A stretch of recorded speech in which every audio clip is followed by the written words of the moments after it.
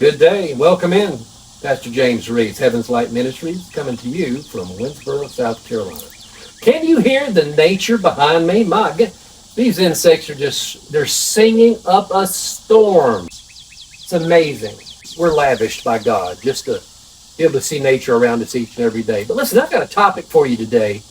It may be a bit challenging for you, but it fits the times we're in, so I want you to buckle up, okay?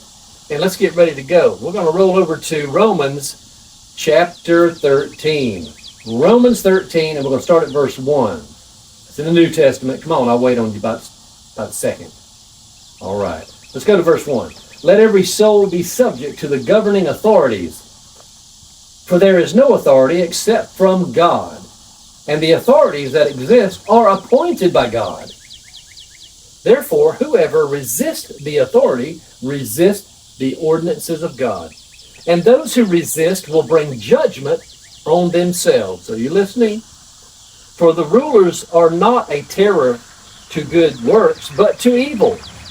Do you want to be unafraid of the authority? Do what is good, and you will have praise from the same. For he is God's minister to you for good. But if you do evil, be afraid. For he does not bear the sword in vain. For he's God's minister, an avenger, to execute wrath on him who practices evil. Therefore you must be subject, not only because of wrath, but also for conscience sake. For because of this you also pay taxes, for they are God's ministers, attending continually to this very thing. Render therefore to all their due, taxes to whom taxes are due, custom to whom customs, fear to whom fear, and honor to whom honor. How about we just break that down right fast? Have you noticed that in society today, everything has gone down the toilet?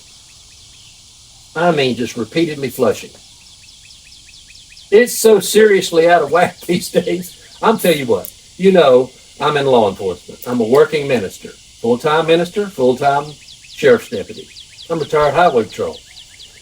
But I'm going to tell you something, folks. When I started in 1985, and here I am still at it, I've seen multiple changes throughout the years. And right now, ladies and gentlemen, this world is seriously out of whack. And when I say that, I don't think I'm going too far out there to make that example. But I'm going to tell you right now, law enforcement officers today pull up at a traffic light and you have an individual revving their engine and shooting you the bird. That's never personally happened to me, but it happened to my son, who's a sheriff's deputy, right down here in Richland County. Yes, shot him the bird, and then drove off, turned to the right and left him. Such disrespect. I don't know about you, but I wasn't raised that way. We see such a disrespect for enforcement every avenue. Disrespect for our leaders, all the way down from Washington to the lowest levels, to our mayors and to police officers. Every form of authority has taken abuse from people. What this word simply says is this: God appoints those that are in positions. That means whether you wear a badge and you enforce the laws of the land, because God gave those people the positions, the legislators, to have the positions to make the laws. So God has appointed these people. Now I know some of them have gotten off the line sometimes, but they've been held in check and they have been punished accordingly. I'm here to tell you, ladies and gentlemen, you and I can help correct this. You and I, each and every day. Let's give honor where honor's due. Respect your law enforcement officers. One of the worst things I've noticed, just driving down the highway. Now, we have Mickey lights on the top of these county cars out here. Now, Richland County, for example, the Mickey lights on either end of the blue light bar, you have blue lights on the end. They're not strobing. But they identify it as a visual deterrent to crime. People see those blue lights coming and they feel good about it. Unless they're a criminal. Unless they're criminally minded. So the blue lights do what? It's simply a visual deterrent to crime. How about the Christian in the midst of people who are coarse joking, carrying on, speaking profanely and things. When they find out a Christian's in the group, what do normally they do? They go, excuse me, I didn't mean to do that. I shouldn't talk like that. Happens to me around the time. I say, it's okay, I forgive you. How about work on that language a little bit? Try to use a few less of those four-letter Anglo-Saxon paganistic words ending in K. Ladies and gentlemen, you and I, we're sent here by God to simply do this. Let's change the world. Let's make God happy today. Tell him, say, I'm going to serve you, Lord, to the best of my ability.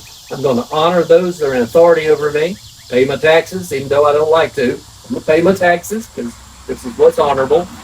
But I'm not only going to do that so that I can be an example, but I'm going to help other people as well. Now, as we get ready to close here, Matthew 5:9, as I close, Matthew 5:9 says this, Blessed are the peacemakers, for they will be called the children of God. Always keep in mind the men and women of blue that are always out there for you, fighting crime and doing the things you would never want to have to do. But that's protecting this society, because there is an undermining element out here, ladies and gentlemen. I'm telling you right now, that wants to take this nation and throw it in the dumpster and light it on fire. Let's not let that happen. This is Pastor James E. Reese from Winsboro, Heaven's Light Ministries. God bless you until I see you again.